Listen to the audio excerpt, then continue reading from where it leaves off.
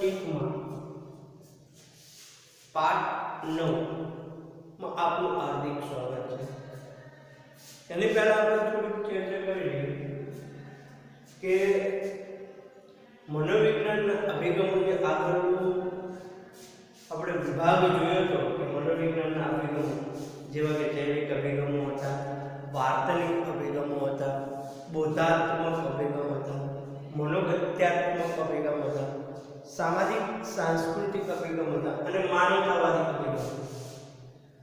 આ 6 પ્રકારના અભિગમો હતા એટલે જૈવિક અભિગમ, વાર્તનિક અભિગમ, બોધાત્મક અભિગમ અને મનોગત્યાત્મક અભિગમ। આ 4 અભિગમો વિશે આપણે સમજૂતી મેળવી હતી। 2 અભિગમો બાકી હતા, એક માનવતાવાદી અભિગમ અને બીજું એક સામાજિક સાંસ્કૃતિક અભિગમ। તો આ 2 અભિગમોને કેમ બાકી રાખ્યા છે એની ચર્ચા કરીએ કે સરકારે કોરોનાના હિસાબે જે એક નવું અભ્યાસક્રમ માળખું આપ્યું એની અંદર આપણે જે ચેપ્ટરો છે 1 થી 10 એ સંપૂર્ણ ચેપ્ટરો નથી કાઢી નાખ્યા, પણ એ ચેપ્ટરોમાંથી અમુક વસ્તુ કે અમુક ટોપિક મુદ્દાઓ એમને અભ્યાસક્રમને વ્યવસ્થિત ગોઠવવા માટે કે બાળકોને અન્યાય ના થાય, સંપૂર્ણ અભ્યાસક્રમ હોય અને સ્કૂલોમાં તો આપણે આવ્યા નથી તો અભ્યાસક્રમ પૂરો થઈ શકે એવો નહીં, એટલે અમુક વસ્તુ એમને દૂર કરી પાઠ્યપુસ્તકમાંથી નહીં, ફક્ત ને ફક્ત આપણા પરીક્ષાને ધ્યાનમાં રાખી એમની અમુક મુદ્દાઓ બહાર કાઢી દીધા। એ અમુક મુદ્દાઓમાંથી આપણે જે આ મનોવિજ્ઞાનના અભિગમો હતા એ અભિગમોનો આખો ટોપિક બહાર કાઢ્યો। આપણે ભલે 4 ટોપિક સમજી ગયા, 5મો અને 6મો તમને નથી સમજાવ્યો, પણ આ સંપૂર્ણ અભિગમો આપણે અભ્યાસક્રમની અંદર હાલની અંદર નથી લેવાના, એટલા માટે મેં તમને 2 અભિગમો સમયને માન આપતા નથી સમજાવ્યા કે સમય રહેશે તો આપણે એની બેઝિક માહિતી આપી દઈશું। તો એ પછીનો એક મુદ્દો છે કે મનોવિજ્ઞાનના અભ્યાસ ક્ષેત્રો, કે મનોવિજ્ઞાન કઈ જગ્યાએ અભ્યાસ કરે છે, ક્યાં મનોવિજ્ઞાનનો અભ્યાસ થાય છે, એના વિશે આપણે સમજવાનું છે। તો આજે આપણે મનોવિજ્ઞાનના અભ્યાસ ક્ષેત્રો જોશું। જો આજે જુઓ તમે કે આધુનિક યુગ છે, એક તો કે કોરોનાની મહામારી, ધંધાઓ મંદ પડી ગયા છે, ક્યાંય કેટલાય લોકોના ધંધા ચાલતા નથી, ક્યાંક 4-5 મહિનાનો લોકડાઉન છે, લોકડાઉનના હિસાબે આર્થિક સ્થિતિ એકદમ મંદ પડી ગઈ છે અને એની અસર માણસના સીધા મન ઉપર પડી ગઈ। આમાંથી બહાર કાઢવા માટે મનોવિજ્ઞાન ખૂબ મહત્વનો વિષય છે। આજે અનેક ક્ષેત્રોમાં તમે જુઓ, મેડિકલ ક્ષેત્રનો, ઔદ્યોગિક ક્ષેત્રનો, લોકો એક મનોવિજ્ઞાનના નિષ્ણાતની નિમણૂક કરે, સલાહકારની, કેમ કે એ પોતાના કર્મચારીઓને એક્ટિવેટ રાખે, એનામાં માનસિક દબાણ ઉત્પન્ન ના થાય એ માટે એક નિષ્ણાતની નિમણૂક કરે। એટલે કે આધુનિક યુગમાં ખૂબ જ મહત્વનો અને ઉપયોગી વિષય છે મનોવિજ્ઞાન, કે એ માણસને એનો નિષ્ણાત એવી સલાહ આપે છે કે જેના હિસાબે એ કોઈ પણ પ્રકારની ખોટી પ્રવૃત્તિ તરફ ના દોરે, એટલે કે ઘરનું પૂરું ના કરી શકતો હોય તો આત્મહત્યા તરફ કે ઘરને છોડીને ક્યાંય જતું રહેવું, આવું કોઈ પ્રવૃત્તિની અંદર સહભાગી ના બને, એટલા માટે આ મનોવિજ્ઞાન વિષય આજના જમાનાની અંદર ખૂબ જ મહત્વનો વિષય છે। જો સૈદ્ધાંતિક અને વ્યવહારિક જ્ઞાનનો ઉપયોગ, આની અંદર શું થાય તો કે એક કે સૈદ્ધાંતિક અને વ્યવહારિક જ્ઞાન આપવામાં આવે છે લોકોને। એક સૈદ્ધાંતિક અને વ્યવહારિક આ 2 પ્રકારના જ્ઞાનનો ઉપયોગ કરી માણસને નવું શીખવવામાં આવે છે। એની અંદર મનોવિજ્ઞાનના વાત કરીએ તો બે ક્ષેત્રો પ્રચલિત છે. એક વિકસિત ક્ષેત્ર કોને કહેવાય? કે જ્યારથી માનવ જીવન અસ્તિત્વમાં આવ્યું ત્યારથી જે ક્ષેત્રોની અંદર મનોવિજ્ઞાનનો વિકાસ થયો હોય પ્રારંભથી માંડીને અંત સુધી આજ સુધી એને વિકસિત ક્ષેત્રો કહેવાય. તો વિકાસશીલ ક્ષેત્રો કોને કહેવાય? કે જે શરૂઆતમાં નહોતો પણ હાલની અંદર અમુક ક્ષેત્રોમાં મનોવિજ્ઞાન વિકસિત થઈ રહ્યું છે એને વિકાસશીલ ક્ષેત્રો કહેવાય. તો આપણે બંને વિશે સમજૂતી મેળવવાની છે. એ પહેલા આપણે મનોવિજ્ઞાનના વિકસિત ક્ષેત્રો જોશું કે મનોવિજ્ઞાનના વિકસિત ક્ષેત્રો કેટલા છે. કુલ મનોવિજ્ઞાનના વિકસિત ક્ષેત્રો જોવા જઈએ તો 6 છે. કેટલા છે? 6. એક તો કે પ્રાયોગિક અને મનોમાપનલક્ષી મનોવિજ્ઞાન કે જ્યાં મનોવિજ્ઞાનનો વિકાસ થાય એવા વિકસિત ક્ષેત્રોમાં પ્રાયોગિક અને મનોમાપનલક્ષી મનોવિજ્ઞાન. બીજું ચિકિત્સા અને અસાધારણ અને સલાહ મનોવિજ્ઞાન. ચિકિત્સા અને અસાધારણ અને સલાહ મનોવિજ્ઞાન. ત્રીજું શાળાકીય અને શૈક્ષણિક મનોવિજ્ઞાન. સંગઠનલક્ષી મનોવિજ્ઞાન કે જેની અંદર માનવ સંસાધન વિકાસ અને વ્યવસ્થાપન આવે. પછી સમાજલક્ષી અને વ્યક્તિત્વનું મનોવિજ્ઞાન. જીવનપરક અને વિકાસાત્મક મનોવિજ્ઞાન. આમ મનોવિજ્ઞાનના અભ્યાસ ક્ષેત્રોની અંદર કે મનોવિજ્ઞાનના જે વિકસિત ક્ષેત્રો છે એ આજે 6 વિકસિત ક્ષેત્રો છે કે જે શરૂઆતથી અંત સુધી જાય કે પ્રાયોગિક અને મનોમાપનલક્ષી મનોવિજ્ઞાન, ચિકિત્સા અને અસાધારણ અથવા સલાહ મનોવિજ્ઞાન, શાળાકીય મનોવિજ્ઞાન, સંગઠનલક્ષી મનોવિજ્ઞાન, સમાજલક્ષી અને વ્યવહારિક સમાજલક્ષી અને વ્યક્તિત્વ મનોવિજ્ઞાન અને જીવનપરક અને વિકાસાત્મક મનોવિજ્ઞાન. આ જે છે એ મનોવિજ્ઞાનના અભ્યાસ ક્ષેત્રો છે કે જ્યાં મનોવિજ્ઞાનનો અભ્યાસ થતો હોય તે ક્ષેત્રની અંદર. એની અંદર સૌથી પહેલું આપણે લઈએ કે પ્રાયોગિક મનોમાપન લક્ષી મનોવિજ્ઞાન. પ્રાયોગિક એટલે શું? કે જ્યાં પ્રયોગો થતા હોય. મનોવિજ્ઞાન જે છે એ બે રીતે પ્રયોગો કરે. એક તો કે પ્રયોગશાળાની અંદર અને એક કુદરતી વાતાવરણની અંદર. પ્રયોગો જો મોટા ભાગે મનોવિજ્ઞાનની અંદર પ્રયોગો કોની ઉપર શક્ય છે? મનુષ્ય ઉપર પણ પ્રયોગો કરવામાં આવે છે. પણ જ્યાં મનુષ્ય ઉપર પ્રયોગો શક્ય ના હોય, કારણ કે અમુક બાબત તમે મનુષ્યને પૂછો તો એ પોતાની ગુપ્તતા જોખમાવાના હિસાબે કોઈ પણ વ્યક્તિ સાથે ચર્ચા નથી કરતો.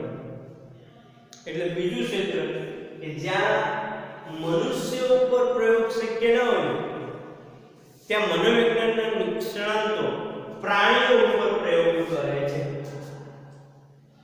અને મનોમાપન એટલે કે કસોટી.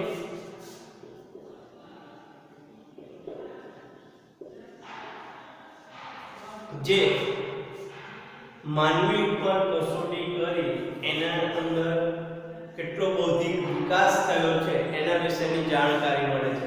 બે વિશે કે મનોવિજ્ઞાન જે છે અગત્યનું અને પ્રથમ ક્ષેત્ર ગણાવે છે. તો આ જે પ્રાયોગિક મનોવિજ્ઞાન છે, પ્રાયોગિક મનોવિજ્ઞાન એ મનોવિજ્ઞાનનું અગત્યનું અને પ્રથમ ક્ષેત્ર છે. કોઈને તમે એમની જાણકારી આપો એના કરતા એના ઉપર પ્રયોગ થાય, પ્રયોગ કરી મનુષ્યનું નિદાન કરવામાં આવે તો એકદમ સચોટ જવાબો મળે છે. એટલે મનોવિજ્ઞાનનું અગત્યનું અને પ્રથમ ક્ષેત્ર પ્રાયોગિક મનોવિજ્ઞાન કહી શકાય છે. જો મનોવિજ્ઞાનને વિજ્ઞાન તરીકે પ્રસ્થાપિત કરવાનો યશ મનોવિજ્ઞાનને જાય છે. મનોવિજ્ઞાનને વિજ્ઞાન તરીકે પ્રસ્થાપિત કર્યું હોય ને તો એનો યશ પ્રાયોગિક મનોવિજ્ઞાનને જાય કે 1879 ના જર્મનીના લિપેજિંગ શહેરની અંદર જે એક પ્રયોગશાળા સ્થાપી વિલિયમ વુડે, એ પ્રયોગશાળાના હિસાબે મનોવિજ્ઞાનની અંદર પ્રયોગો શક્ય બન્યા અને એટલા માટે મનોવિજ્ઞાનને વિજ્ઞાન તરીકેનો દરજ્જો મળ્યો. એટલે વિજ્ઞાન તરીકે પ્રસ્થાપિત કરવાનું યશ કોને જાય છે?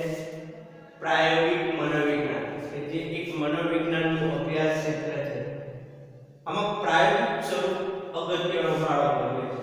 જો મનોવિજ્ઞાનને વિજ્ઞાન તરીકે પ્રસ્થાપિત કરવામાં કોણ અગત્યનો ફાળો ભજવે છે? તો કે આ પ્રાયોગિક મનોવિજ્ઞાન અને એનું સ્વરૂપ. કે પ્રયોગો એમ તો શક્ય નથી. તમે કે હું પ્રયોગો કરી શકતા નથી. પ્રયોગો હંમેશા એનો નિષ્ણાંત કરી શકે કે જેને એને ટ્રેનિંગ લીધેલી હોય. એટલે કે આ ક્ષેત્રે કાર્ય કરતા નિષ્ણાંતો માનવી અને પ્રાણીઓ ઉપર પ્રયોગ અભ્યાસ કરે છે. કોના ઉપર અભ્યાસ કરે છે? માનવી અને પ્રાણી બંને ઉપર. અને એમના ઉપર અભ્યાસ કરે, એના પરિણામો પ્રાપ્ત કરે છે અને એના સિદ્ધાંતો તારવવાનો પ્રયાસ કરે છે. કે લોકોને પરિણામ સમજાવે છે અને એનો સિદ્ધાંત, આ બે વસ્તુ તારવવાનો પ્રયત્ન કરે છે. કોણ? પ્રાયોગિક મનોવિજ્ઞાનના જે નિષ્ણાંતો છે તે. એટલે પ્રાયોગિક મનોવિજ્ઞાન વિશે અહીંયા આપણે વાત કરી કે પ્રાયોગિક મનોવિજ્ઞાન શું છે? તો મનોવિજ્ઞાનનું એક મહત્વનું ક્ષેત્ર છે. મહત્વનું અને પ્રથમ ક્ષેત્ર ગણી શકાય. એક અગત્યનું. કેમ? કે મનોવિજ્ઞાનને વિજ્ઞાન તરીકેનો દરજ્જો આપવા માટેનો યશ પ્રાયોગિક મનોવિજ્ઞાનને જાય છે. કેમ જાય છે? કે એમને પ્રયોગો કરી નવા સિદ્ધાંતો તારવ્યા છે, નવા પરિણામો આપ્યા છે. એટલા માટે એને પ્રાયોગિક મનોવિજ્ઞાન. જો આમાં શું છે કે પ્રાયોગિક મનોવિજ્ઞાન જે છે એ શક્ય હોય ત્યાં સુધી કોના પર પ્રયોગો કરે? માનવી પર જ પ્રયોગ કરવાનો. તો એનું સચોટ પરિણામ મળે. પણ માની લો કે જ્યાં માનવી ઉપર પ્રયોગ શક્ય નથી ને ત્યાં પ્રાણી ઉપર પ્રયોગ કરે છે. સરળ અને જટિલ બાબતોની સમજણ, સિદ્ધાંત, નિયમોની ચકાસણી, નવા સત્યો સામે લાવવા. આવી જો પ્રાયોગિક મનોવિજ્ઞાન કરે કે જ્યારે એક માનવી ઉપર પ્રયોગ કરતો હોય કે એક પ્રાણી ઉપર, તો એની સરળ અને જટિલ બાબતોની સમજણ. કે આપણી માટે જે સરળ બાબતો છે કે જટિલ બાબતો છે કે જેની સમજણ આપણને નથી હોતી, એની સમજણ પ્રાપ્ત કરે છે પ્રયોગો કરી. એની સમજણ લોકોને આપે છે. નવા સિદ્ધાંતો તારવે છે. નવા નિયમોની ચકાસણી કરે છે કે જે આ નિયમો છે એ એક મનુષ્ય માટે યોગ્ય છે કે નહીં. અને નવા સત્યો સામે લાવે છે કે ધારો કે માણસ આર્થિક રીતે જે મૂંઝવણમાં હોય એ શા માટે મૂંઝવણ હોય, એની માટે શું કારણ જવાબદાર છે, એ નવા સત્યો એ સામે લાવવાનો પ્રયત્ન કરે છે. આ પ્રાયોગિક મનોવિજ્ઞાન. એટલે પ્રાયોગિક મનોવિજ્ઞાન હાલની રીતે મહત્વનું કહી શકાય કે એક માનવી શા માટે દુઃખી હોય છે, કુટુંબની અંદર મતભેદ શા માટે હોય છે, છૂટાછેડાનું પ્રમાણ શા માટે વધ્યું છે, નાનું બાળક નાનપણથી શા માટે પરેશાનીમાં હોય છે. આ બધા નિયમોની ચકાસણી કરી એ નવા સત્યો સામે લાવે અને વ્યક્તિને એક્ટિવેટ રાખવાનો પ્રયત્ન કરે, કે વ્યક્તિને આમાંથી બહાર કાઢવાનો પ્રયત્ન કરે. આ પ્રાયોગિક મનોવિજ્ઞાનનું કાર્ય છે. હવે બીજો એવો જે હતો કે મનોમાપનલક્ષી મનોવિજ્ઞાન. કે મનોમાપનલક્ષી મનોવિજ્ઞાન શું કરે છે? કે મનોમાપનલક્ષી મનોવિજ્ઞાનની શરૂઆત ક્યારથી થઈ હતી? તો કે બિનેટ અને સાયમન નામના જે વ્યક્તિએ વ્યક્તિગત બુદ્ધિ કસોટી, વ્યક્તિત્વ બુદ્ધિ કસોટી જે આપી, કે જે બાળકના કે વ્યક્તિના બુદ્ધિનું માપન કરે છે, ત્યારથી થાય છે કે વ્યક્તિની અંદર કેટલી બુદ્ધિ રચાયેલી છે એટલે એનો પ્રારંભ વિનય અને સાયમનની કસોટીથી એમને રચેલી કસોટીથી થઈ શકે. એટલે આવું એવું કહી શકાય કે મનોમાપનલક્ષી મનોવિજ્ઞાનની શરૂઆત ક્યારથી થઈ જાય એવો પ્રશ્ન પૂછાય કે આપણે એવો જવાબ આપી શકીએ કે વિનય અને સાયમને રચેલી બુદ્ધિ કસોટીથી મનોમાપનલક્ષી મનોવિજ્ઞાનની શરૂઆત થઈ છે. આ શું કરે છે મનોમાપનલક્ષી મનોવિજ્ઞાન કે જે માણસની અંદર બુદ્ધિનું પ્રમાણ કેટલું છે, એનામાં કઈ અભિયોગ્યતાઓ છે, એને કઈ બાબતોમાં રુચિ છે, વ્યક્તિઓ કેવી રીતે સિદ્ધિ પ્રાપ્ત કરે છે, કે એકાબીજા પ્રત્યે વ્યક્તિના પૂર્વગ્રહો કેવા હોય છે અને એના મનોવલણો કેવા હોય છે એકાબીજા વ્યક્તિના, આ વગેરે વસ્તુનું માપન કરે છે. મનોમાપનલક્ષી મનોવિજ્ઞાન છે એ વ્યક્તિની બુદ્ધિનું, અભિયોગ્યતાનું, અભિરુચિનું, વ્યક્તિત્વની સિદ્ધિનું, પૂર્વગ્રહનું અને મનોવલણ આવી દરેક બાબતોનું માપન કરે છે. એ એક મનોવિજ્ઞાનની એક પ્રયોગશાળાની અંદર બોલાવવામાં આવે છે. જ્યારે તેના બુદ્ધિનું માપન કરવું હોય તો બુદ્ધિને લક્ષી કસોટી આપે છે. એનામાં કઈ યોગ્યતાઓ છુપાયેલી છે એનું માપન કરવું હોય તો એને યોગ્યતા લક્ષી જે કસોટીઓ તૈયાર કરેલી હોય એના ઉંમર પ્રમાણે એવી કસોટીઓ આપવામાં આવે છે. અભિરુચિનું માપન કરવું હોય, સિદ્ધિનું માપન કરવું હોય કે કોઈ પણ વ્યક્તિને કોઈ પણ વ્યક્તિ પ્રત્યે કેવો પૂર્વગ્રહ છે એનું માપન કરવું હોય કે મનોવલણનું માપન કરવું, એની માટે મનોમાપનલક્ષી એકદમ શ્રેષ્ઠ છે. બીજું આ શું કરે?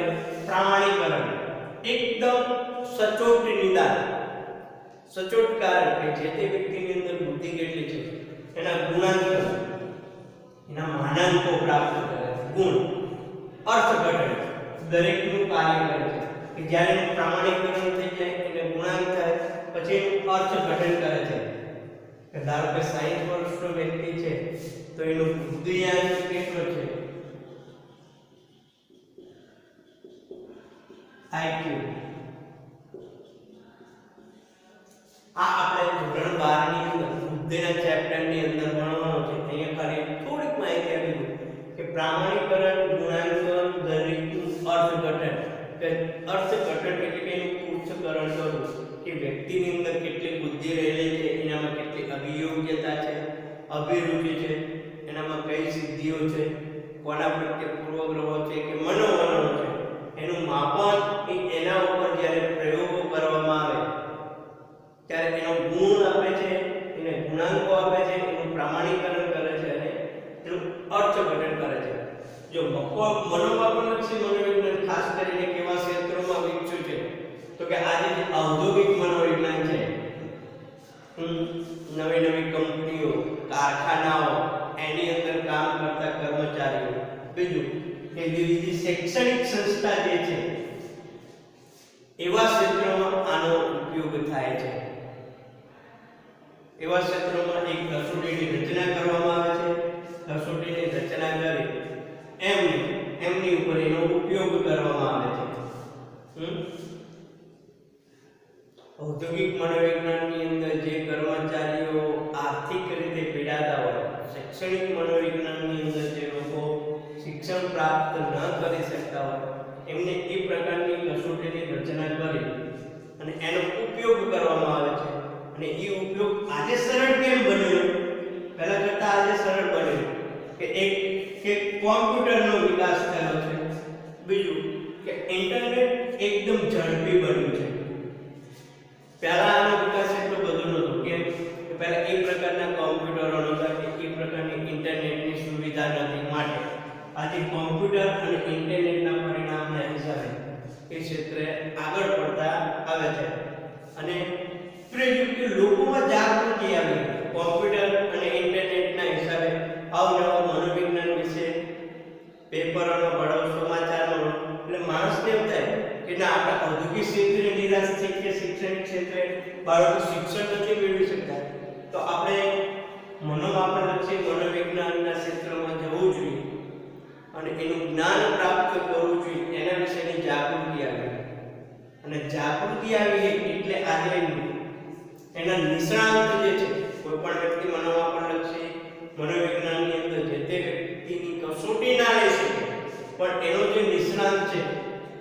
સારી એવી ટ્રેનિંગ મેળવી હોય, એનો અભ્યાસક્રમ પૂરો કર્યો હોય, એ જ મનોમાપનલક્ષી મનોવિજ્ઞાનની અંદર જે તે વ્યક્તિને સલાહ સૂચન કે કસોટીઓ લઈ શકે.